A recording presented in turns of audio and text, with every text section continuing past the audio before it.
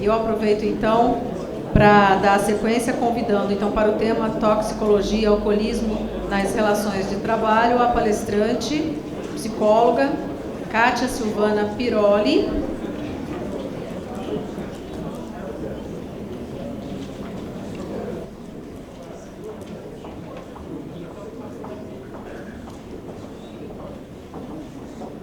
Eu com essa luz aqui não estou enxergando, tá, gente?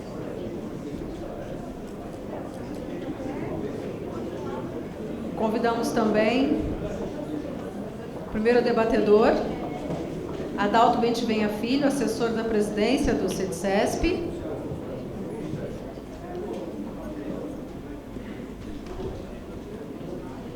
E convido, como presidente da mesa e debatedora também, a juíza do trabalho e professora, doutora Tereza Cristina Narras.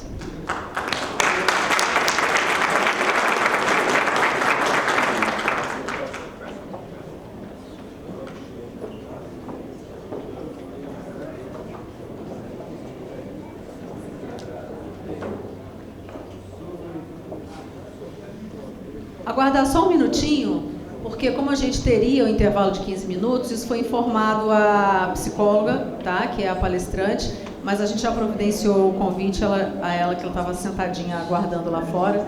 Houve essa mudança agora aqui no momento. E aí é só aguardar um minutinho.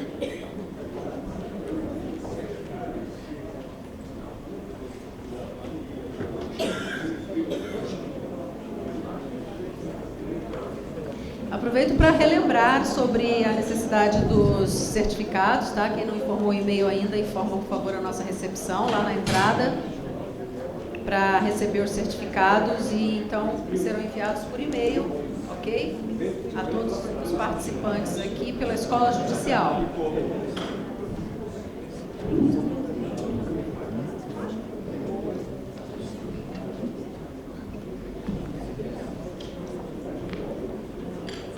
Já estamos recebendo, então, a Kátia Silvana Piroli.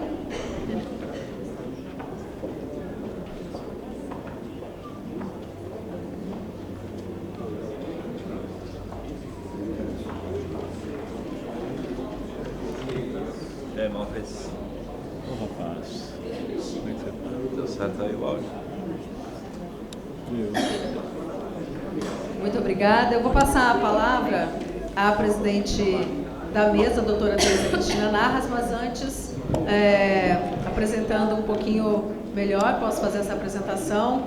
A doutora Tereza Cristina possui graduação em Direito pelo Centro Universitário Eurípides de Marília, mestrado em Direito, Direito das Relações Sociais pela Pontifícia Universidade Católica de São Paulo, doutorado em Direito, Direito das Relações Sociais pela Pontifícia Universidade Católica de São Paulo também, doutoranda pela Universidade Castilha de La Mancha, Espanha, pesquisadora e master pela mesma universidade, professora convidada da PUC, Gogea, não é? Pontifícia Universidade Católica de São Paulo e FGV Law, professora doutora titular da Fundação Armando Álvares Penteado, também com experiência na área de Direito, ênfase em Direito do Trabalho, processual, civil, processual do trabalho, atualmente juíza substituta na 3ª turma do Tribunal Regional do Trabalho da 2ª Região, juíza auxiliar da Vice-Presidência Administrativa do mesmo tribunal e juíza titular da 61ª Vara do Trabalho de São Paulo.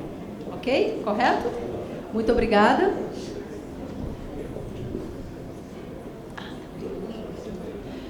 Bom dia a todos. Bom dia não, quase boa tarde, né? Primeiramente eu quero agradecer imensamente ao CETCESP, porque por mais um ano nós podemos realizar esse evento aqui no sindicato, ao Dr. Narciso, que não mede esforços para que realmente a gente consiga fazer esse entrosamento entre as entidades sindicais e o próprio tribunal e os juristas, professores, para a discussão da lei a respeito dos transportes, né? Uma lei polêmica, como os senhores perceberam. Para o ano que vem, eu espero que a organização vou passar a organização para o Dr. Renato Sabino e o Dr. Roberto Rezende, não é? Porque eu estou me afastando por 2 anos. E para o ano que vem fica a dica para a gente poder fazer um período maior com relação à jornada, não é? Porque o ano passado também nós tivemos passamos um pouco do tempo com relação a essa discussão, ou então possamos fazer um dia inteiro, que o ano passado nós fizemos o dia todo, ficou um pouco cansativo, e aí esse ano nós resolvemos fazer um pouco mais fracionado, um pouco mais apertado o programa, mas eu acho que está na hora da gente pensar em fazer realmente em 2 dias, né, doutor Manuel? Mas enfim, eu quero agradecer imensamente, é sempre uma alegria estar aqui. Quero agradecer a doutora Kátia, que sempre nos prestigia, né? Todas as vezes que nós precisamos, ela nos socorre, é uma grande especialista no tema. A doutora Kátia é psicanalista, não é? E psicóloga e psicanalista, e é mestre pela Universidade de São Marcos e professora assistente na Universidade de Guarulhos, né? Então, eu agradeço mais uma vez, doutora Kátia, por nos prestigiar. Ela escreve também no volume 2 do nosso livro, né? Se os senhores perceberam, tem a LTR está aí. Aí, com relação aos eventos que nós fizemos no ano passado, foi possível, inclusive com o evento que foi feito aqui no SEDCESP, foi possível que nós pudéssemos organizar o primeiro livro do programa Trabalho Seguro do TRT a respeito das relações de transportes, relações de trabalho nos contratos de transportes. E para o ano que vem, a doutora Kátia está escrevendo já no segundo volume desse livro, que é uma continuidade dos estudos, e a gente resolveu fazer uma organização bem diversificada, falando inclusive com outras áreas, não do direito, mas com outras áreas que são ligadas ao direito que nós precisamos, e por isso a doutora Kátia vai nos prestigiar com o artigo. Doutora Adalda, sempre um prazer estar com o senhor, né, presente também em todos os eventos que nós promovemos. E, enfim, vou passar a palavra à doutora Kátia, que vai nos falar a respeito da questão da toxicologia e dos problemas de alcoolismo com relação à pessoa do trabalhador.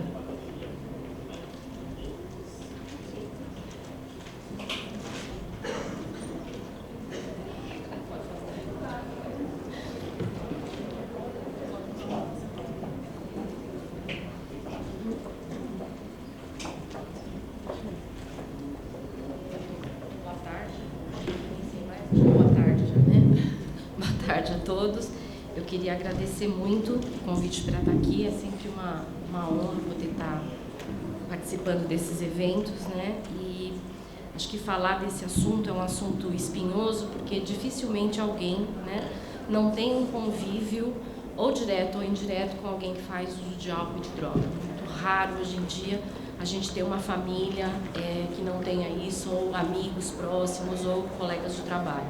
Então, acho que é um assunto bastante difícil, né? E aí eu pensei de dividir esse assunto, porque assim, o tema seria a toxicologia e o alcoolismo nas relações de trabalho, e eu pensei de fracionar ele. Primeiro falar da questão do álcool e da droga, depois falar da questão do trabalho, para poder juntar as duas coisas. Então, acho que a primeira coisa que a gente pode pensar é que tanto o álcool como a droga, eles fazem parte do que a psicanálise chama de adições. Então, assim, a gente pode ter adição de álcool, de droga, pode ser de comida, pode ser de sexo, pode ser de jogo.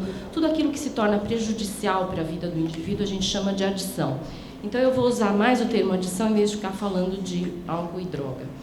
E aí, a primeira coisa importante para pensar é que a psicanálise, ela enxerga a adição não como uma doença, que é diferente da medicina. Para a medicina, você tem um CID, inclusive, que é o Código Internacional de Doença. Qualquer lugar do mundo que você for, você vai com um CID de alcoolismo, ele é doença no mundo todo.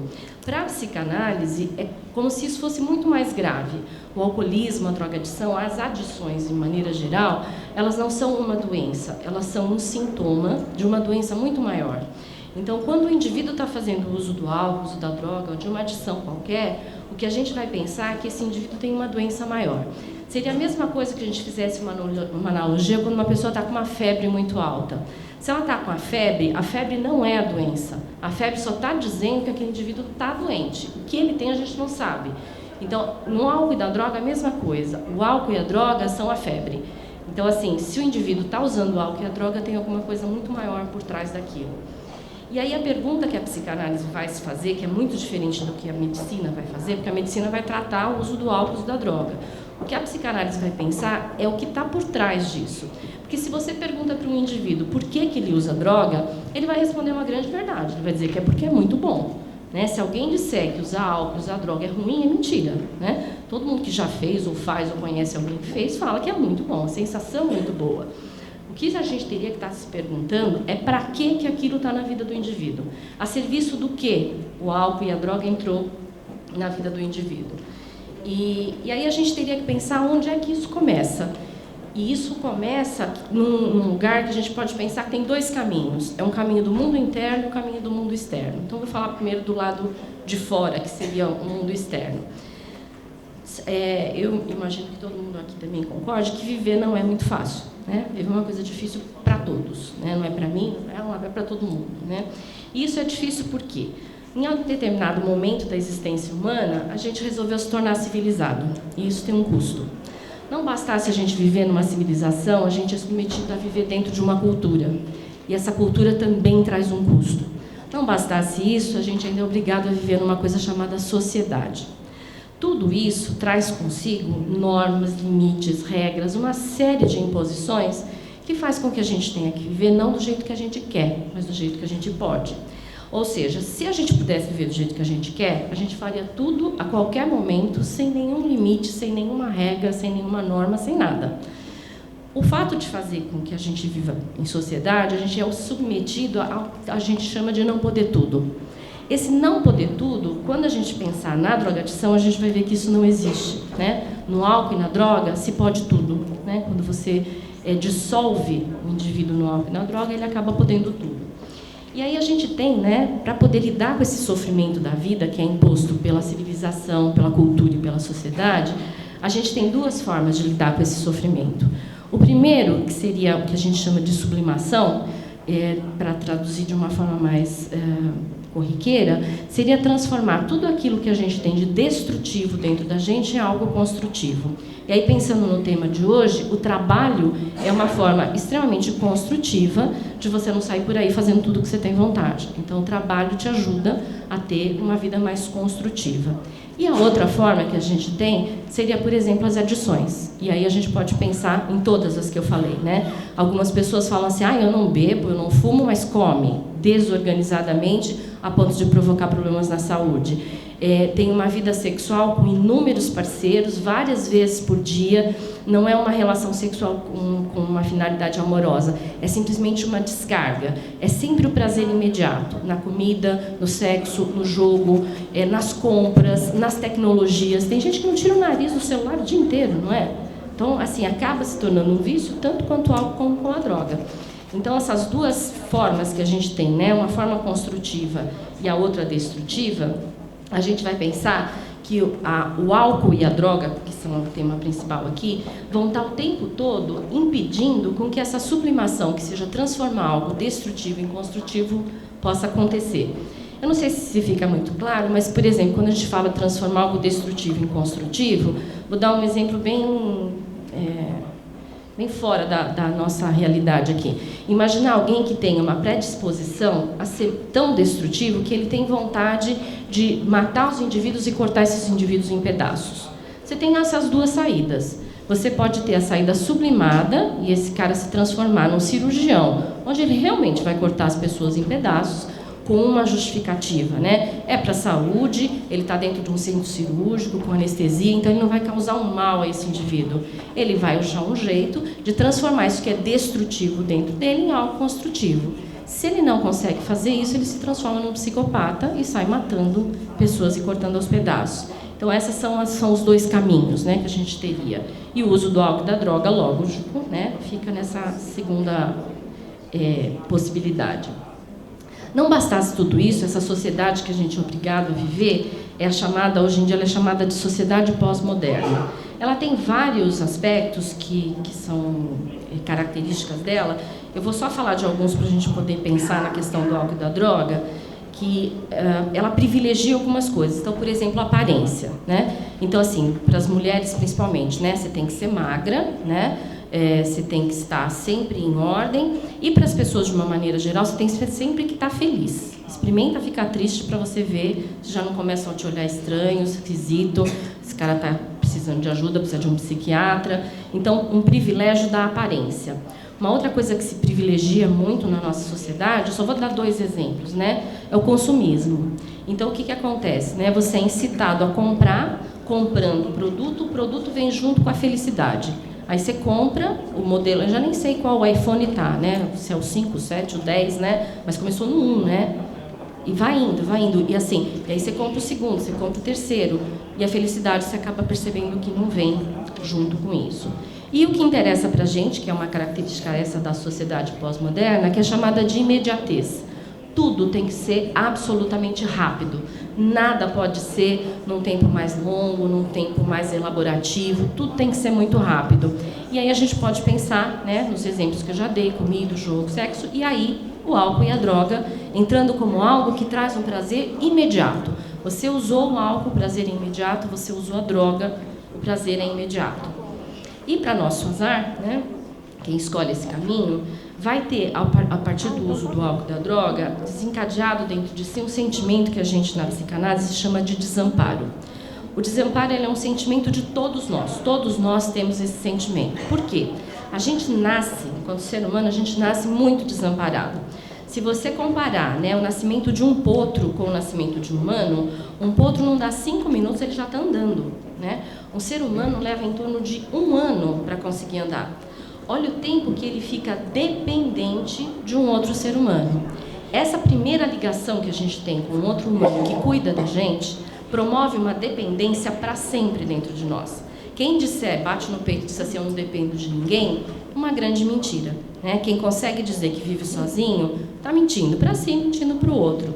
Então, esse desamparo, né, no uso do álcool e da droga, a gente vê ele muito mais exacerbado, ele é muito mais intenso. E o que acontece, né? Esse desamparo, promovendo essa dependência, a gente vai ter os 2 caminhos. A gente pode tentar sublimar isso e vai trabalhar, vai para as artes, vai para a literatura, vai para o lazer, vai para outras coisas construtivas, ou você pode ter as adições para suprir essa falta. A partir do momento que você coloca uma adição na sua vida, você coloca o álcool, a droga, a comida, o jogo, qualquer coisa, você não precisa mais do outro. E não bastasse isso, né, a questão do álcool e da droga é que você tem ela com muita facilidade. Né? Se você sair aqui, atravessar a rua, você vai encontrar qualquer lugar que vende álcool, qualquer lugar que vende droga. E aí o álcool e a droga passa a substituir o outro na vida da pessoa que faz o uso. Né? E uma outra coisa que é muito complicada, e eu acho que é difícil de entender, porque quem convive com um alcoolista, com um drogadito, sempre pensa nele como alguém que não tem força de vontade, que não tem caráter, que é um preguiçoso, que ele não para porque ele não quer, que ele não pensa no outro. Tudo isso é verdade, né? Se a gente pensar, tudo isso é verdade. Agora a gente tem que pensar por que isso é verdade, né? Por que, por exemplo, um alcoolista, ele não olha mais para a família dele? Né? Por que ele não tem mais carinho pela esposa, não tem mais preocupação pelos filhos? O que acontece que ele vai se desligando de todo mundo? Então, essas características que são as características populares, a gente pode pensar que esse indivíduo está com algo adoecido dentro dele, que é o próprio pensamento. Ele não pensa mais da mesma forma que um indivíduo, entre aspas, normal. Ele não pensa em consequências. Tudo que a gente faz tem uma consequência. Se você faz uma coisa boa, você tem uma consequência. Se você faz uma coisa ruim, você tem a consequência. E você sempre, né, supostamente, pensa nisso. Um alcoolista e um drogadito não tem isso. Ele tem uma falha no processo de pensamento. Tanto que, assim, né, todo mundo aqui já deve ter visto, né? O que você ouve de resposta quando você fala assim para uma pessoa? Você precisa parar de beber. O que ele comumente responde? Nunca tiveram essa situação? Você precisa parar de beber, né? É só socialmente, eu paro quando eu quiser, né? Essa é a frase típica de um alcoolista e de um drogadito. Você chega para ele e fala assim, olha, a próxima overdose que você tiver, você pode não voltar mais, você pode morrer. Imagina, eu paro a hora que eu quiser, eu consigo controlar, né? Eu tive uma overdose, mas foi sem querer, né? Aí eu paro de beber a hora que eu quiser. Vocês é que acham que eu tenho um problema. O problema são vocês. Vocês é que causam um problema na minha vida. Então, esse discurso do alcoolista, a gente pode pensar, do drogadito, a gente pode pensar que é um discurso de um pensamento tão adoecido que ele não consegue perceber nem aquilo que ele fala, né? Por isso que não adianta xingar, não adianta bater, não adianta pôr para fora de casa, não adianta... Aliás, acho que não adianta muita coisa, né? Também não me perguntei o que adianta, porque não sei se alguém sabe, né? Pensando nisso, essa incapacidade dele para tolerar a frustração vai ficando cada vez maior. Conforme aumenta o uso do álcool, aumenta o uso da droga, ele vai ficando cada vez mais frustrado, vai aumentando cada vez mais para tentar entrar, né, num mundo menos frustrante. Ele não percebe que ele se engata num círculo vicioso e, comumente, né, geralmente o desfecho disso a pessoa acaba morrendo, ou pelo uso do álcool ou pelo uso da droga, né? Por que a droga é tão interessante, então, para esses indivíduos, né? Porque ela promete o silêncio da dor, né? A dor que todos nós vivemos e que a gente tem que enfrentar aí todos os dias, todas as horas, a droga, o álcool, promete o silêncio disso. Então, se promete isso, né? E para nós, que já é difícil, imagina para um alcoolista, ou para um drogadito, que tem no seu pensamento uma falha, né? Tem uma coisa adoecida lá dentro. Essa doença que não deixa ele pensar, não consegue fazer com que ele pense que essas dores que são insuportáveis têm outro jeito de ser elaboradas, né? Elas podem ter uma saída, né? E aí, pensando nas questões do trabalho, que eu acho que seria o link que a gente vai fazer, álcool e droga e trabalho, umas primeiras perguntas que as pessoas fazem para a gente quando nos conhecem, né, depois do nome, é o quê, né? O que você faz, né? Então, assim, o que você faz, que é o seu trabalho, que é o seu emprego, geralmente te nomeia, vem junto com a sua identidade, vem o seu trabalho. É quase como se o que você faz fosse parte de você mesmo enquanto identidade, enquanto pessoa. E aí eu fiz um recorte que não tem nada a ver com a palestra de hoje, mas para vocês verem que interessante, né? Que se a gente pensar no trabalho ao longo da história da humanidade, eu vou usar a Bíblia não como uma questão religiosa, mas porque nos traz ali de como a humanidade apareceu na Terra. E eu acho que tem uma questão muito interessante ali a respeito do trabalho. Não sei se todo mundo tem contato, que eu já ouviu falar, mas a gente vivia no paraíso, né? Então, Adão e Eva viviam no paraíso e viviam no tal do ócio, ou seja, não faziam absolutamente nada. Eles não precisavam fazer absolutamente nada. Quando eles desobedecem Deus, o primeiro castigo que a humanidade recebe é o trabalho.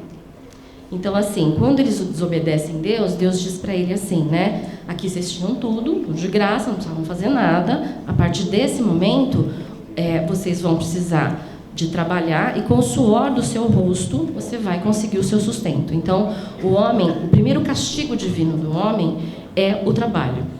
Uma outra coisa que vem junto, e que eu acho que é muito interessante na nossa cultura, Deus amaldiçoa as mulheres que a partir daquele momento, quando elas saem do paraíso, elas vão ter os seus filhos com dor. E na nossa cultura, o parto é chamado, né, de trabalho de parto. Então, assim, de novo, o trabalho associado com a dor, associado com algo ruim, né, associado com o castigo e com a dor. Uma outra coisa que é bastante interessante, as civilizações greco-romanas foram extremamente importantes, e a gente tem consequências dela na nossa cultura até hoje. Nessas civilizações, a gente tinha o trabalho somente realizado por escravos. Então, o trabalho era algo extremamente ruim. Então, o que se tinha? O ócio também. Então, o ócio era cultuado.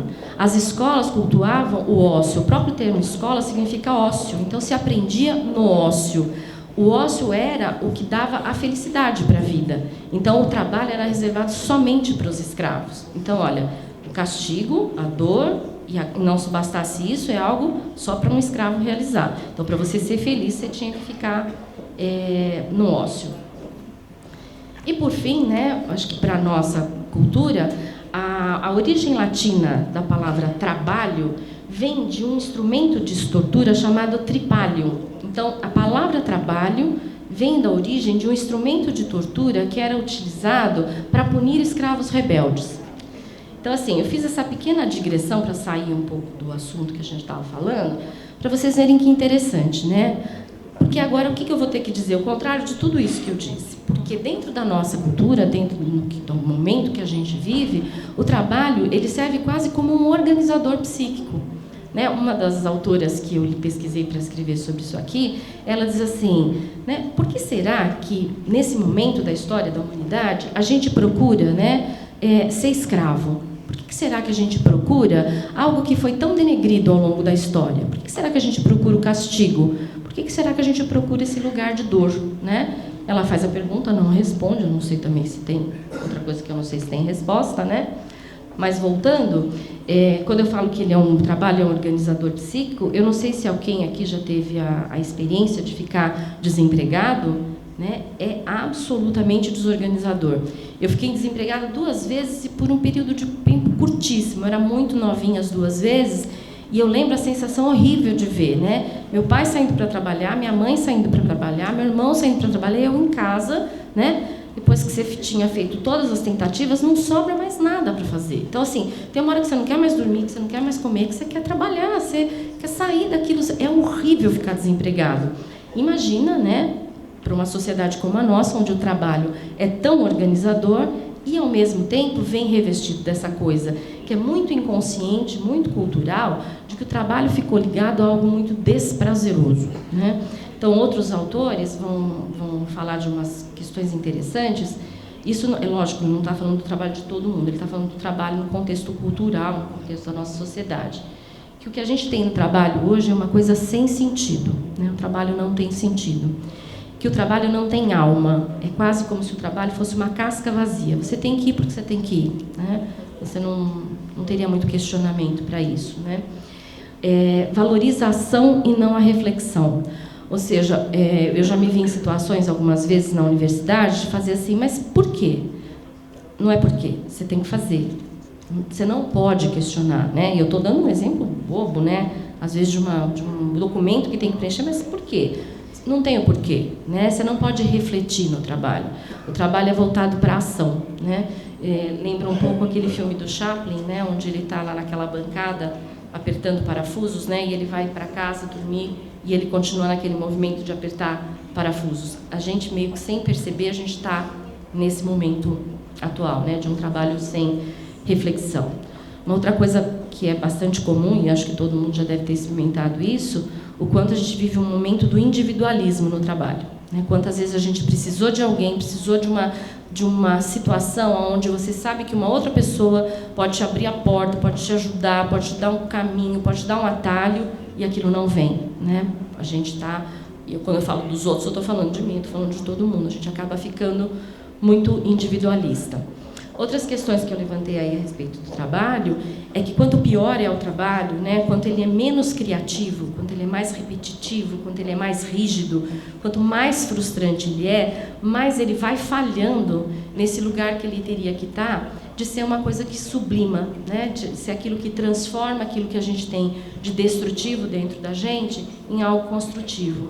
E aí a gente pensa, né, que o trabalho falhando na vida dos indivíduos se abre exatamente a porta do álcool e da droga, né?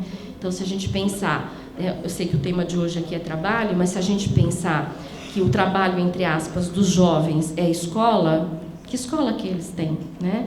A não ser os que têm a oportunidade de ter uma escola particular, e mesmo assim, né, eu atendo bastante adolescentes, de vez em quando eles falam assim para mim: eu entendo por que eu tenho que aprender tal coisa na escola, né? Então, ocupam ele com um monte de coisas que não vão servir para nada e ele não sabe fazer uma conta de juros.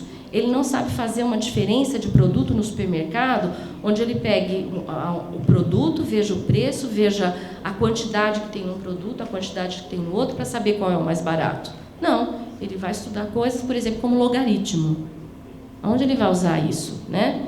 A não ser quem vai estudar matemática ou engenharia, não sei onde ele vai usar isso. Então, mesmo a educação, que deveria ser algo que te ajudaria a sublimar, que seria o que o adolescente teria como trabalho, também não está servindo. Então, a gente tem essa epidemia, que é hoje em dia a questão do álcool e da droga. Não vou dizer que é 100% dos casos, mas muitas vezes ligada a depressões, por um entristecimento com o esvaziamento da vida como um todo, né? Se a gente para pensar o quanto a vida está esvaziada de coisas construtivas e cada vez mais preenchida com coisas destrutivas, violentas, é só ligar a televisão, né? Você liga lá, não precisa nem ser um jornalzinho, né, desses mais apelativos, é só você ligar o Jornal Nacional. São 30 notícias, 28 são de desgraças, de violência, né? Poucas são as notícias de coisas que nos preencheriam com algo mais construtivo, né? Então, resumidamente, o que a gente teria, né? Que o trabalho parece sinônimo de desprazer, né? Ele vem com a roupagem, né, de castigo, de instrumento de tortura, de coisa de escravo, sem sentido, não é reflexivo, ou seja, você não pensa para executar, individualista e frustrante. Então, fica aí uma questão para a gente pensar, né? Que se o indivíduo já tem uma dificuldade no seu pensamento, na constituição do seu pensamento, não consegue pensar em tudo isso que eu estou propondo que a gente pense aqui hoje, que é o que todos nós, sem exceção, aqui vivemos. Mesmo quem tem um emprego e um trabalho que é extremamente agradável, vive isso com um colega ou já viveu isso numa outra situação. E esse indivíduo que não tem essa possibilidade do pensamento, não tem essa possibilidade da reflexão, de parar para tentar sublimar e fazer algo diferente, ele tem a porta do álcool e da droga aberta, e por isso essa epidemia que a gente tem aí hoje. Acho que era isso. Tinha mais coisa, mas...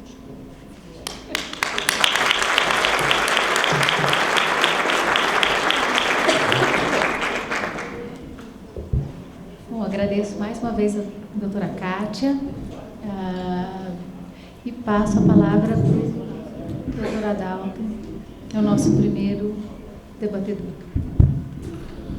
Primeiro, eu queria cumprimentar a doutora Kátia Piroli pela magnífica palestra. Aprendi muito aqui nesse momento como pessoa e também vai contribuir bastante aí com o nosso trabalho. Até vou falar com o meu presidente Manuel, até para uma hora te convidar, porque nós estamos aqui numa fase de adaptação da Lei 12.619, um dos grandes desafios nossos, e é uma questão que está se colocando na ordem do dia, é fazer o programa de controle do uso de droga e bebida alcoólica, que é uma questão que é bastante novidade para nós. Queria também cumprimentar a doutora Tereza Narras. Se esse evento está acontecendo, deve a competência dessa juíza brilhante, batalhadora. Desejo sucesso lá na Espanha, né, onde você vai estar aprimorando os grandes conhecimentos que a doutora já tem. Cumprimentar o meu amigo doutor Narciso, que faz essa ligação com o poder público também com muita competência, até já foi juiz daquele tribunal, representando não só o setor, né, a sociedade com muita competência. O nosso presidente, pela oportunidade de estar aqui falando hoje. E, evidentemente, vou entrar num assunto árido que, como disse aqui para a doutora Kátia, eu tenho procurado aprender bastante, porque a gente tem sido alvo de demandas de consultas nessa seara.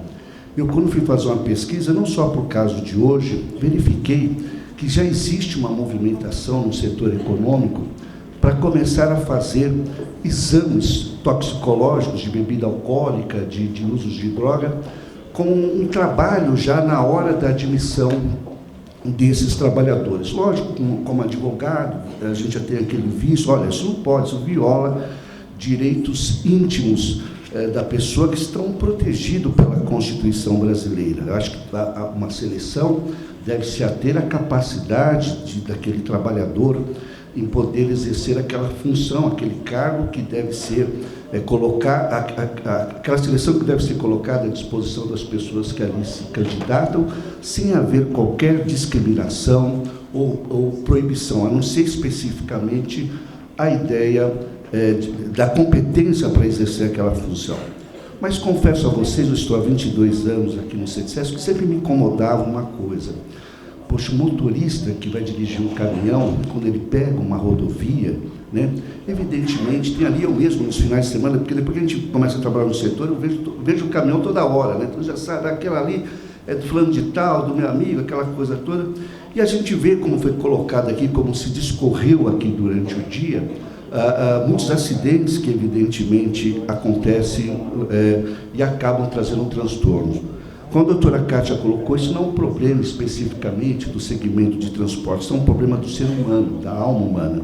Juízes passam por isso, professores passam por isso, pilotos passam por isso. Eu, na época que o doutor Geraldo Viana era presidente da NTC, ele me convidou para, junto, até está aqui o Bernard, quero deixar um abraço para ele, junto com outros amigos, para organizar os advogados trabalhistas em nível nacional, para discutir as sugestões que a gente iria fazer para a Lei 12.619. Isso foi lá, 2007, por aí. E eu comecei a verificar, nessa questão do álcool, que outras atividades, principalmente dos aeronautas e outros segmentos, já faziam esse exame. Para minha surpresa, antes de assumir o comando do avião, ele passa lá pelo bafômetro, ele passa lá pelo exame toxicológico. Eu vi ainda aquilo como uma discriminação, como uma violação à intimidade, e lendo um pouco mais, cheguei até a Organização Internacional do Trabalho, vou até comentar rapidamente, que ela tem diretrizes, e que mais, que eu fiquei muito feliz. Muitas empresas, vou citar porque não há, eu vi isto em documentos que eu li, a Embraer, a Petrobras e outras empresas de nível particular fazem o exame, e não há discriminação, ao contrário, há uma integração dessa pessoa no dia a dia. E como a doutora Kátia falou com muita propriedade, por isso que eu curti muito a palestra dela, porque eu já tinha lido um pouco, e também talvez eu, sem querer, talvez fosse uma pessoa que discriminava, ou que colocava aquilo como, pô, esse cara é um bebum, esse cara é um drogado, né? E ao contrário, isso é uma doença da alma, né? É uma pessoa que pede socorro.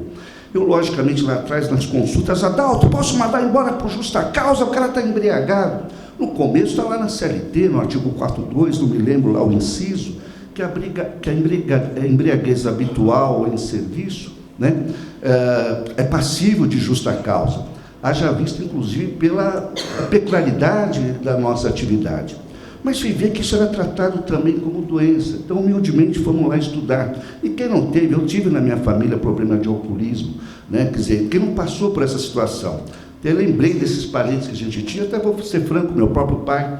E muitas vezes a briga que a minha mãe tinha com ele, por causa disso, e muitas vezes, como falou a doutora Kátia aqui, eu me sensibilizei muito com isso, às vezes ele é um grito, muitas vezes o homem, pelo aquele machismo, ele descarrega na bebida e tal. E hoje não é um problema particular só do sexo masculino, também o sexo feminino também. No nosso mundo, pessoal, a questão da bebida alcoólica, ela começou a ganhar dimensão lá nos anos 90 com a questão do Código de Trânsito Brasileiro. Lá no artigo 65, já dizia lá 0,6 decigrama, que equivalia lá a uma dose de cerveja, um copo de cerveja, etc., já acabava acarretando na proibição de poder dirigir, né? Aliás, o Código de Trânsito Brasileiro criminalizou a questão relacionada com o uso do dirigir veículo, né? Principalmente na questão profissional, embora pegue a todos, sobre a influência de álcool. Hoje nem tem esses 0,6 decigramas. Havendo a influência de álcool, há aí a detenção de 6 meses a 3 anos. Teve até uma pergunta que chegou aqui. Recentemente entrou em vigor a resolução do Conselho Nacional de Trânsito, a resolução 460/13, que exige os exames toxicológicos, já está em vigor desde o dia 1º de junho, quando da renovação da CNH, da mudança da categoria da CNH, ou se for a primeira habilitação. Não é verdade que tem que mandar embora por justa causa, como está na pergunta, porque nem é competência do Conselho Nacional de Trânsito. Mas é compreensível a pergunta, porque o Conselho Nacional de Trânsito diz que vai ser feito exame de larga janela, verificando nos últimos 3 meses se havia um consumo habitual, né, daquela pessoa, e evidentemente ela vai ser proibida de renovar a sua carteira. Isso tem implicação séria para nós, porque evidentemente a grande massa de trabalhadores, de empregados, são motoristas profissionais, e evidentemente isso vai colocar na ordem do dia aqui para nós, para orientarmos as empresas, conversarmos aqui com os sindicatos profissionais, como lidar com essa situação. Haja vista, como bem deixou claro aqui a doutora Kátia, não dá para encarar isso simplesmente como uma falta grave, né? Até porque a gente já detectou isso, eu sei porque eu dou curso também mais focado na parte legal, evidentemente, mas muitas vezes me vem alguns falar, eu tenho lá um caso de um profissional que ele tem problema de embriaguez, mas uma excelente pessoa, cumpre as suas funções, faz o seu trabalho, e às vezes brinca até melhor quando toma uma, né? Porque alguns outros, efetivamente, não fazem o trabalho como ele faz. Então, a gente tem que tomar cuidado para não discriminar. Não é o uso específico em si. É quando você usa, evidentemente, para bagunçar o ambiente de trabalho, para destratar o empregador, para, enfim, trazer um prejuízo, né, que pode culminar em outros incisos lá do artigo 4.2, não especificamente com relação a esse problema que ele tem, porque, na realidade, como eu falei, há uma nova mentalidade, né? Por isso que eu acho que é importante essa palestra da doutora Kátia, porque nós temos que encarar isso como uma doença, como qualquer outra doença. Até porque, senão nós vamos ter muita gente, eu estava vendo aqui umas pesquisas, eu não gosto muito de falar de números, mas eu estava olhando aqui a pesquisa do Ministério da Previdência Social, aumentou assustadoramente os afastamentos sobre o uso de drogas e de álcool. Outra questão que é importante dizer, que o projeto de lei que está aí em tramitação no Congresso Nacional, que altera a Lei 12.619/12, ela prevê exame toxicológico na admissão e no desligamento do motorista profissional, né? E aí eu fiquei me perguntando, para ver aqui hoje, se isso violava a intimidade ou não. E aí fiz um resumo aqui daquilo que eu acho, evidentemente, nós vamos ter que debater no núcleo jurídico do CETSESP. Eu revendo essa posição de violação da intimidade, eu acho que no caso do motorista, né, ou até em outras funções necessárias, se é que realmente aquele exame, na hora da admissão, é necessário com relação à atividade, ele não pode ter um caráter discriminatório com relação àquela pessoa. Que aquele exame seja especificamente para o trabalhador, ele ser informado pelo médico ou por quem, até porque a própria CLT, ela no seu artigo 68, parágrafo 5º, ela diz que tem que haver um sigilo, até porque é um respeito à intimidade, não só com relação ao problema da doença da droga ou do álcool, mas qualquer tipo de doença que a pessoa tenha, né? Que haja concordância do empregado na admissão. Ele não é obrigado a passar para essa admissão, como também o empregador não é obrigado a admiti-lo, né? Ele vai falar, não vou me submeter a esse exame. Bom, é um critério que a gente coloca para esse tipo de trabalho, né? E, repito, se estão relacionados com as atividades dele, porque se tem uma outra atividade que isso não seja peculiar, não seja necessário, não tem por que não admiti-lo e não inseri-lo, não trazer essa pessoa para a luz e ajudá-la a se tratar, né? Que eu acho que isso é um papel que nós vamos ter que rever, principalmente no setor econômico, né? Porque corretamente a gente tem dito, olha, isso é um problema do Estado, e é mesmo. Desde 98 há um programa relacionado a isso. Só que isso virou uma doença social. Só que isso está no nosso dia a dia, às vezes está muito mais próximo da gente e não dá para discriminar essas pessoas. Eu queria fechar, pessoal, até na linha da Organização Internacional do Trabalho, naquela ideia, porque nós já temos que fazer um programa de controle de uso de droga e bebida alcoólica pela Lei 12.619, que está em vigor hoje. Ela, inclusive, prevê apenamento para o caso da pessoa não se submeter ao bafômetro, aos exames, mas antes disso, há uma lição de casa que o empregador tem que fazer, que é criar esse programa. A Organização Internacional do Trabalho, ela fala lá, para a feitura desses programas, tem que haver medidas para reduzir o problema, boas práticas de emprego, né, e organização adequada do trabalho e envolver os trabalhadores nesse programa. Medidas para proibir ou limitar o acesso de bebidas alcoólicas e drogas no local de trabalho. Muitas vezes a empresa não percebe, o empregador não percebe, até porque o setor não compartilha com isso, mas lá no armazém tem lá alguém com droga ou com álcool, tem que haver um trabalho para limitar isso. Identificação, avaliação e tratamento de pessoas com problemas relacionados com álcool e outras drogas. Em alguns casos, internação para tratamento e reabilitação dessas. Essa é uma outra medida que nós temos que tomar. Nós temos que abarcar essa situação e ajudar o trabalhador a se reabilitar, porque é uma doença profissional. Essas duas empresas que eu citei, eles davam férias para o trabalhador, disfarçadamente, para ele fazer o tratamento, até para as outras pessoas não ficarem sabendo.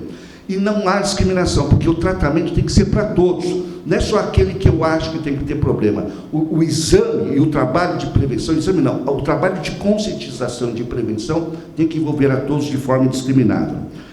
Estabelecimentos de código de conduta ou regulamento empresarial, no sentido de que a violação às regras poderão ensejar medidas disciplinares, inclusive a dispensa. Evidentemente, ele tem que participar, tem que submeter esses exames e pode sofrer sanções se evidentemente não cumprir o que está ali. Igualdade de oportunidade de crescimento profissional das pessoas que tiverem problemas com drogas. Eu não tenho que discriminar e olhar essa pessoa de forma diferente. Como a doutora Kátia disse com muito mais brilhantismo do que eu, é uma pessoa que precisa de ajuda, mas isso não impede de ser um bom profissional, de ele realizar o seu trabalho. Evidentemente, nós temos que ter uma política de recursos humanos para trazer essas pessoas para a luz, para se tratarem. E nesse trabalho de pesquisa que eu fiz, você vê declarações de gente que virou gerente, diretores de empresa, muito produtivo e compromissado com a empresa, né? Porque a empresa teve um olhar diferente para ele, não viu nele um obstáculo, um problema. Claro, ele fez a lição dele, ele olhou para a empresa e se colocou à disposição. Eu quero ser parceiro da empresa, eu quero fazer a empresa crescer, eu quero trabalhar, eu quero produzir, e evidentemente essa troca ela começou a ser realizada.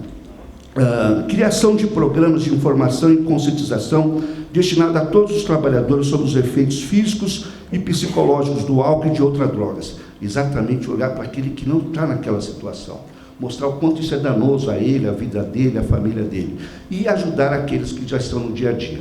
Esse é um novo olhar, essa é uma situação que está posta, não adianta, nós não temos mais como fugir. Até porque assim que for aprovado o projeto de lei, vai se tornar obrigatório, nós vamos depois ver a regulamentação disso, a feitura desses exames. Essa era a modesta contribuição que eu queria trazer aqui, para simplesmente dar uma somadinha na brilhante palestra da doutora Kátia. Muito obrigado pela atenção.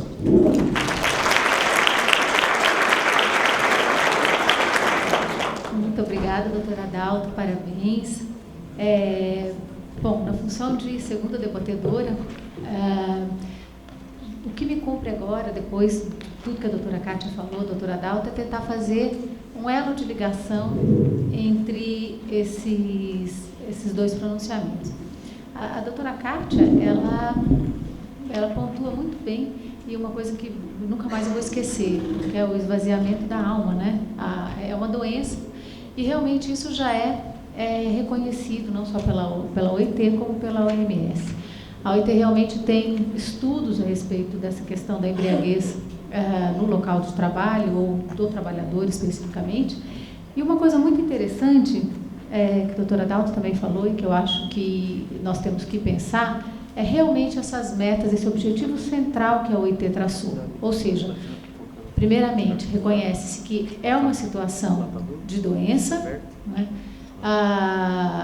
causada aí por inúmeros fatores, que inclusive nos estudos, a OIT tem um largo estudo sobre isso, e a OMS, e eles identificaram, de uma forma muito interessante, quais os setores, inclusive, em que essa doença ela se manifesta com mais facilidade ou de uma forma, num número muito maior, não é? E reconhecido isso, fazer essa ligação entre a questão da saúde com o que cada um de nós e o que cada empresa pode fazer para melhorar essa situação. Porque para a empresa existe um custo muito alto de um trabalhador doente, né? E principalmente um trabalhador que tem essa doença da alma, porque uma coisa é ele numa máquina cortar um dedo, e enfim, eu faço o tratamento, eu sei quando começa e quando termina o tratamento, não é? E a dependência química, ela é uma situação muito complicada, porque é um fantasma que ninguém consegue enxergar. Então, de repente, hoje o trabalhador chega na empresa, está muito bem, e daqui um mês, ou daqui uma semana, ou no dia seguinte, ele já aparece completamente alterado, e isso implica em redução da produção, em riscos no local de trabalho e etc. E uma questão muito interessante é com relação, muito rapidamente para vocês, quais os ambientes de trabalho, esses dados são da OIT de 2003, em que as taxas de uso de álcool e substâncias entorpecentes elas são mais altas. Trabalhadores que trabalham com alto nível de estresse, e o exemplo é dos gerentes, vendedores, médicos, advogados, trabalhadores em entretenimento e etc. Situação em que o trabalho não tem uma supervisão direta do empregador, que é justamente o caso do transportador. Trabalhadores em condições extremas, como os militares e os mineiros, e trabalhadores com variação grande de horário, ou como, por exemplo, serviço de tecnologia e informação. Então, se nós pensarmos bem, o transportador ele está incluído em pelo menos 2 grupos apontados. São 4 grupos principais onde a dependência química ela é muito grande, e o transportador está só em 2, ou seja, 50% das hipóteses em que a doença ela pode aparecer com mais facilidade. E os fatores que determinam e que contribuem para o consumo ou aumento do uso de droga ou de álcool. E um deles, o principal fator, trabalho por turnos, viagens ou trabalho em lugares remotos, né?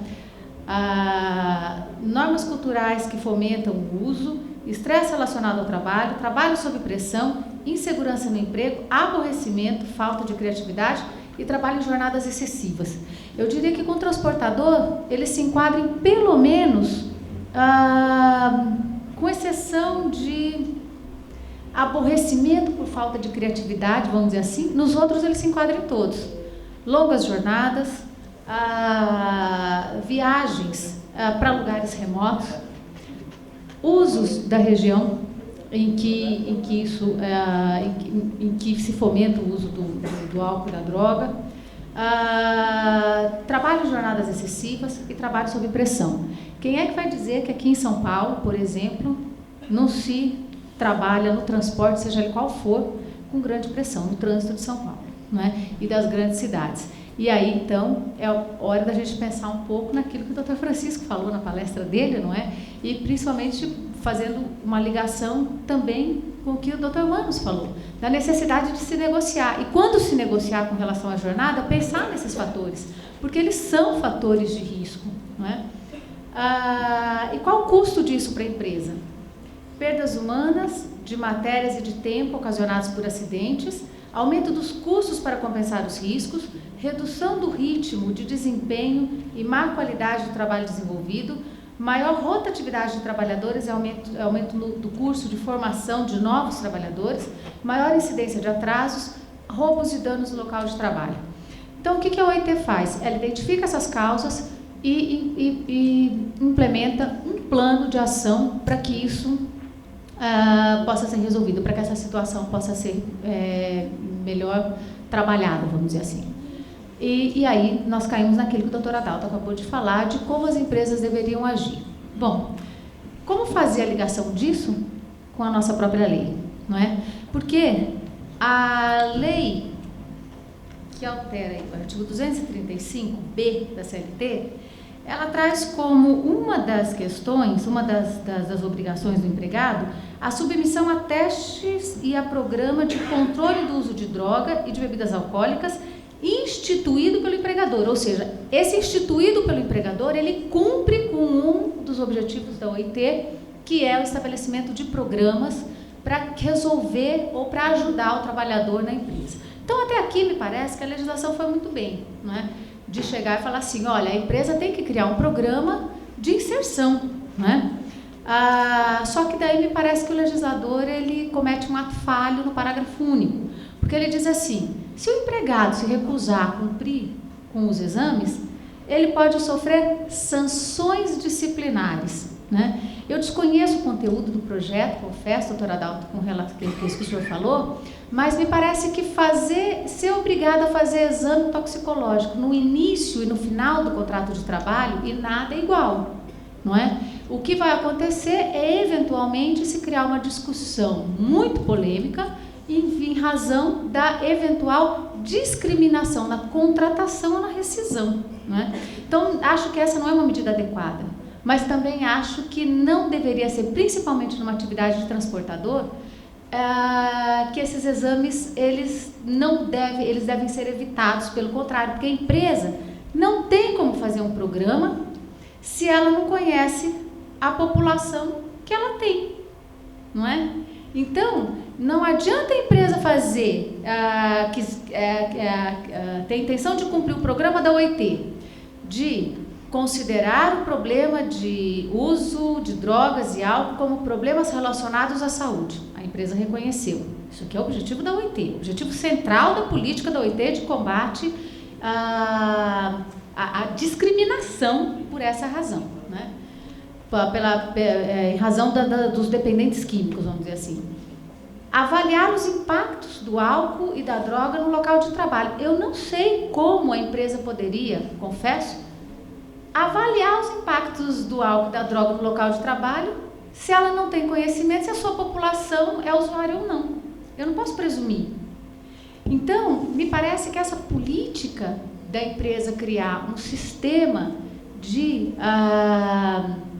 inserção do trabalhador, de prevenção e de cura para a doença, ela tem que ter meios para poder conhecer os trabalhadores e saber se efetivamente ou até que medida e qual o programa que ela vai implantar.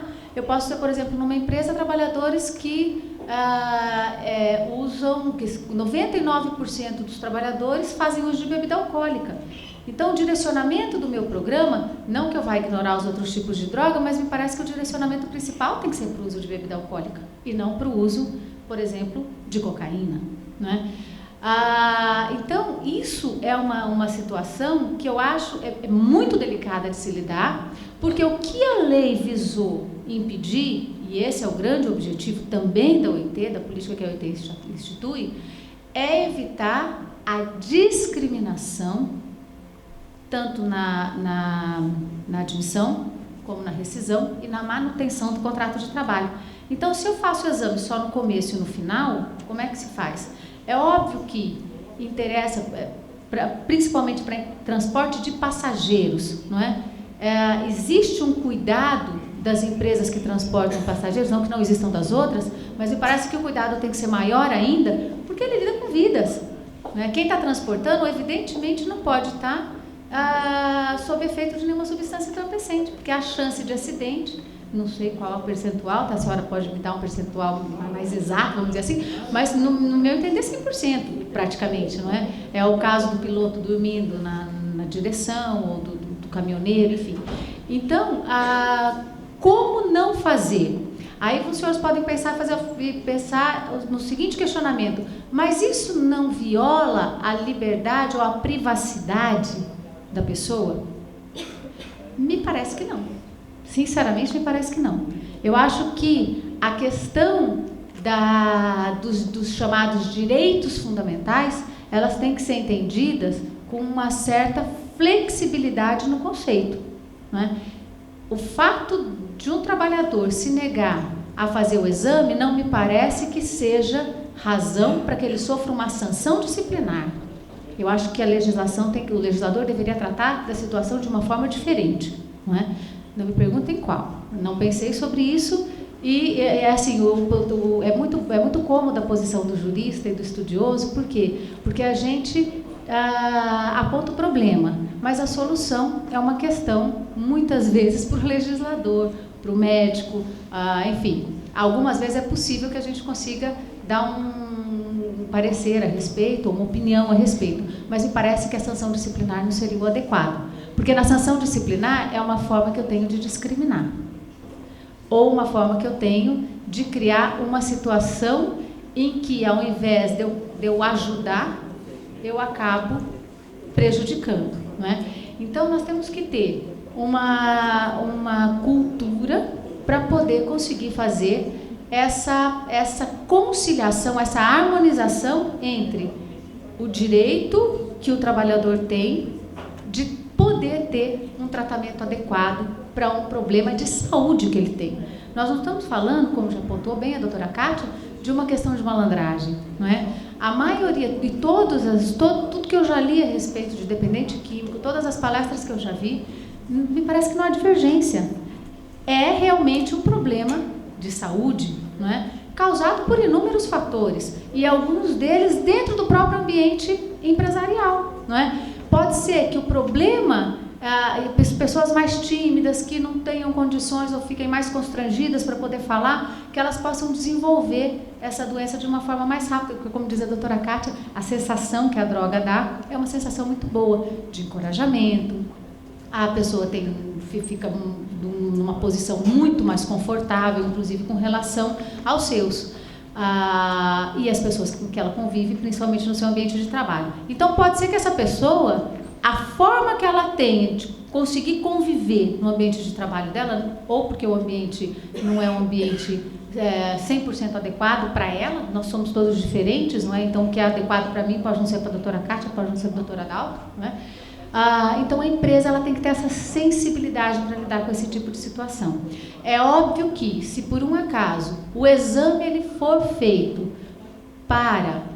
por uma questão de discriminação, seja na contratação, seja na rescisão, seja na manutenção do contrato de trabalho, aí me parece que a gente já tem essa situação regulada na Lei 9.029 de 95, que é a proibição ou a vedação das dispensas discriminatórias. A lei ela trata da dispensa, mas me parece que a gente pode aplicar as indenizações que ela prevê, ou ainda que não a indenização específica da 9.029, as indenizações por dano moral, pela discriminação. É a simples aplicação do postulado constitucional do direito que cada um tem de não ser discriminado, não é?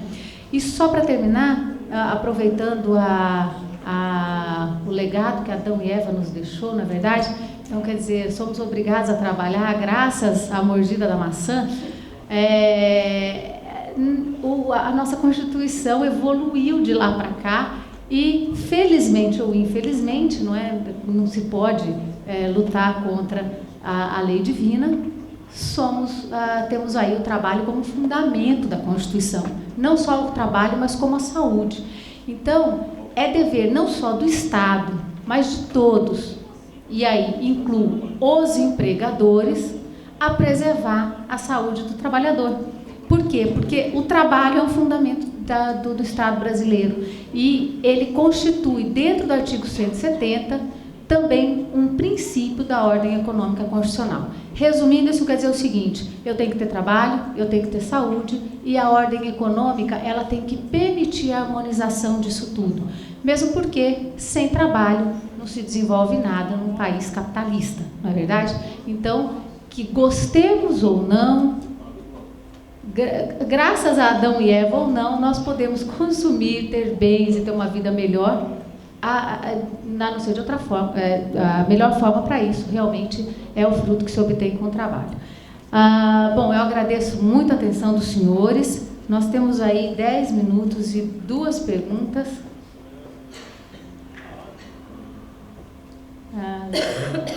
Começar da Camila.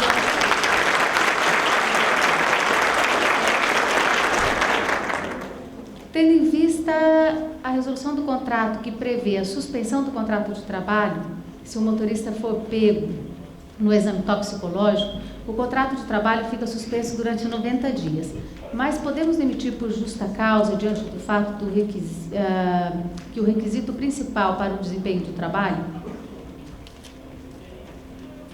O que a senhora acha, doutora Dalva? Doutora Tereza, até acabei comentando um pouco essa pergunta.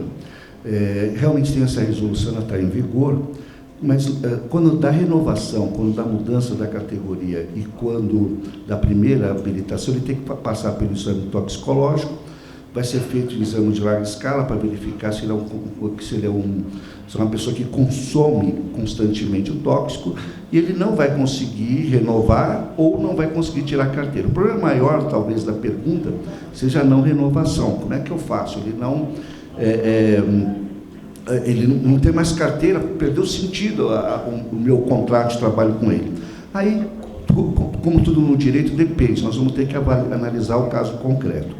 Se porventura se trata como doença, como foi analisado aqui, tem que encaminhar ele para tratamento. Os primeiros 15 dias, por parte, a empresa deve bancar, e depois disso, o Estado que vai cuidar dele. Aliás, acho que quando fala da demissão no projeto de lei, aquele exame demissional que todo mundo faz, se constatar agora o problema toxicológico, vai para tratamento médico. Não fica por conta do empregador, mas por conta do Estado. Me parece essa a melhor resposta. No segundo momento, volto a repetir, analisando a situação concreta, se ele perdeu a CNH por um fato tipicamente oriundo de uma condição ilícita, entre aspas, né? E agora tem que olhar com carinho a palestra da doutora Kátia, mas, de alguma maneira, ele deu razão para perder aquela situação de funcionário, de trabalhador. Não me parece justo a empresa ter que demiti-lo indenizando todos os direitos dele. Se é um fato, uma atitude dele de não ter tomado cuidado, já conscientizado de que ele iria passar por esse exame, que ele não deveria se envolver com drogas, etc., e ele perdeu aquela condição por um ato dele, me parece aí ser justo um rompimento do contrato, né? Nesse primeiro momento. Aí eu acho que poderia, sim, pensar numa justa causa ou até num acordo, né? A lei permite também, a lei do FGTS, por exemplo, permite um acordo em caso de rescisão. Nós vamos ter que ver com o tempo, porque isso é um fato novo, entrou em vigor dia 1º de junho, mas os caminhos são esses. Primeiro, verificar se não trata de uma doença, acho que essa é a luz que se joga aqui no assunto, e encaminhá-lo para afastamento médico. Eu acho que seria esse o mais correto. Na impossibilidade, diante de uma situação que se nota claramente que ele está agindo de forma ilícita, enfim, não está tomando cuidado, porque realmente a empresa não pode deixar um caminhão na mão de uma pessoa que bebe, que se droga, e ainda por cima a CNH não foi renovada, me parece que criou as condições aí por um rompimento por justa causa. Acho que seria a melhor resposta, mas vamos esperar um pouco, porque a resolução é recente e nós vamos ter que maturar um pouco mais esse assunto. Acho que é a melhor resposta, Tereza. Eu, na verdade, acho que nesses casos em que a empresa identificar a situação de alcoolismo, ou, enfim, uso de qualquer tipo de dependência química, me parece que o encaminhamento é a continuidade da pergunta, é encaminhamento para o INSS, a suspensão do contrato de trabalho para o tratamento de saúde, né? Acho muito complicado fazer a rescisão do contrato de trabalho aí por justa causa, já que consideramos que o trabalhador está doente. Então, quer dizer, como é que eu vou romper o contrato de trabalho com uma pessoa que está doente? Então, me parece que aí nós temos uma situação impeditiva, uma situação impeditiva. É óbvio que, e aí vem a outra pergunta que me foi feita, com relação à questão da admissão de um alcoólatra ou de um ex-alcoólatra, né? A pergunta especificamente é dirigida para a questão do ex-alcoólatra, que não faz uso de nenhum tipo de bebida alcoólica há 3 meses, e o trabalhador, e é pedido, por exemplo, uma investigação dos últimos 6 meses, e descobre-se aí que o trabalhador ele era usuário de álcool. E aí como é que fica? Tem um dano pré-contratual, porque ele não é contratado, enfim. Tanto na rescisão, tanto na admissão como na rescisão, eu, em princípio, sou favorável, obviamente, ao exame. Não tem como, principalmente para as questões em que se vai lidar com transportes, não é? A gente está falando aqui de transporte, mas imagina, por exemplo, numa escola para criança, né? Fica muito complicado ter um dependente químico trabalhando com criança de 4, 5 anos de idade, não é? Eu acho que saindo um pouco do lado jurídico, não é? Mas, por exemplo, um cirurgião, vou operar, não, mas ele é alcoólatra, então como é que eu vou fazer a cirurgia? E o medo, né?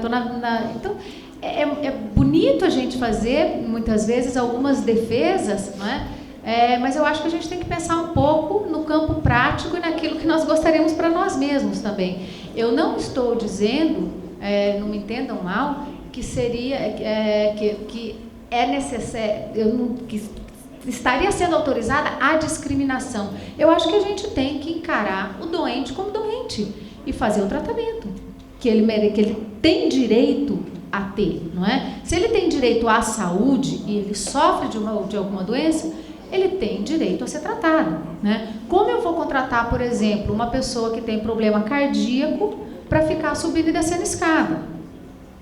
Então, ou eu dou uma função diferente, ou eu auxilio e ajudo e faço o que for necessário para o tratamento médico, né? Foi contratado?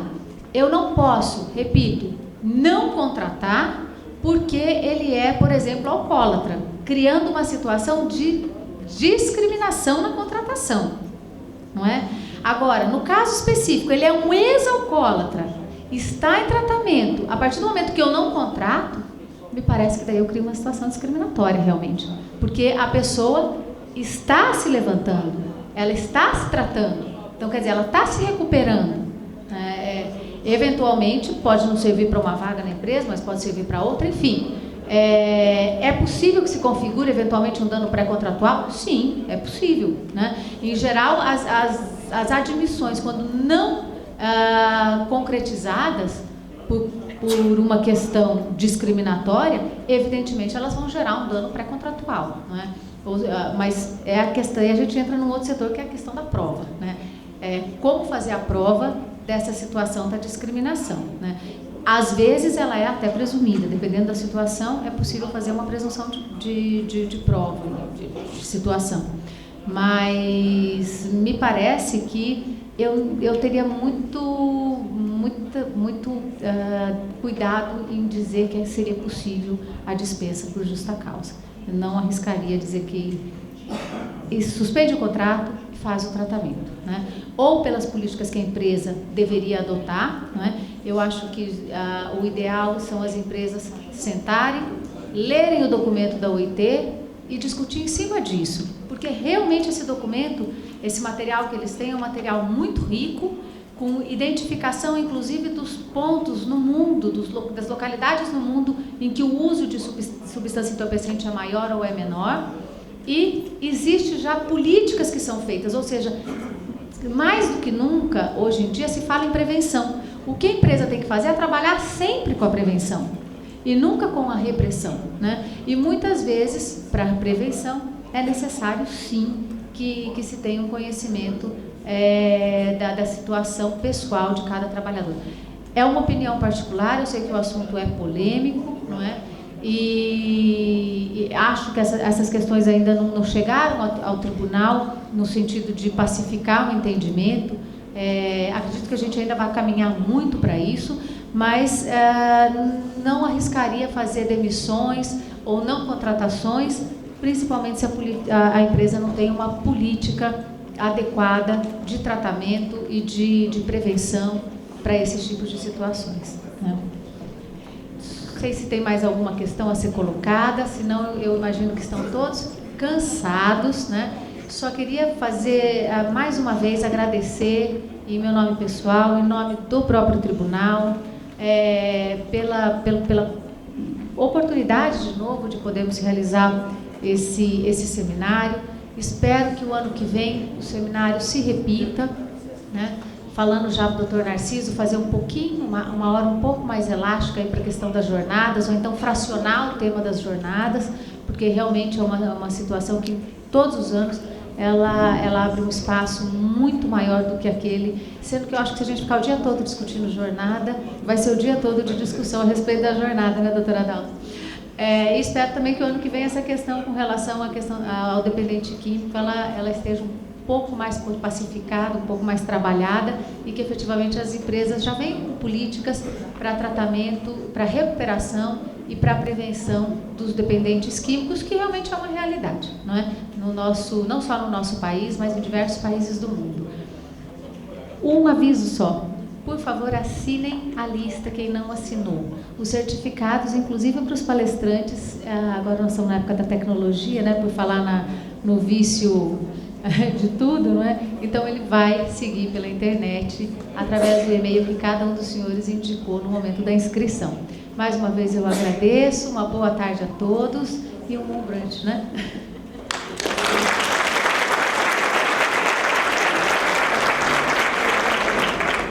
Bom, muito obrigada. Agradecemos também aos integrantes aqui do terceiro painel, a doutora Tereza, doutora Kátia, doutora Adalto. Foram 3 painéis realmente muito esclarecedores, né, acerca dos temas propostos, e nós também agradecemos, reconhecemos o interesse de todos aqui no 2º Seminário Trabalhista do Transporte Rodoviário de Cargas, que discutiu os aspectos polêmicos nas relações do trabalho no transporte rodoviário de cargas. Para encerrar oficialmente nosso evento, convido o nosso presidente do CITSESP, Manuel Souza Lima Júnior.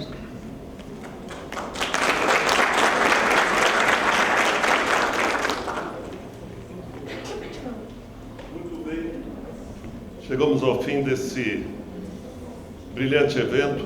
Eu gostaria de fazer apenas alguns agradecimentos aqui as autoridades, ao TRT, da 2ª região, e a doutora Tereza e ao Narciso, que fizeram essa programação. Eu gostaria também de fazer um agradecimento especial aos nossos colaboradores, ao pessoal da organização, a Tânia, que conduziu aqui essa parte aqui da apresentação, do cerimonial. Obrigado, Flávio. Quero agradecer também ao Flávio aqui, né, pela condução que ele tem feito brilhantemente da 12.619 lá em Brasília. Quero agradecer a todos que vieram aqui, trouxeram 1 quilo de produtos perecíveis, que isso aí a gente sempre encaminha lá para a região de São José do Rio Preto, hoje aqui representado pelo Caju Miura. O Caju Miura tem lá 3 associações, não, são asilos, não, são, que a gente encaminha para lá todo ano tudo aquilo que é recebido aqui nos nossos eventos. Eu vou agradecer. Oi? Ok, obrigado. Quero também parabenizar e agradecer a doutora Silvia, e propor também um novo modelo para que o pessoal tenha um pouco mais de participação, que eu acredito que eu mesmo não tenho vontade de fazer mais algumas perguntas, né? Eu acho que se vocês não se incomodarem, são só mais 20 minutos. Então, gente, nós temos um almoço que vai ser servido aqui, as nossas recepcionistas vão encaminhá-lo, e aqui eu deixo o agradecimento e declaro encerrado o nosso evento. Muito obrigado a todos.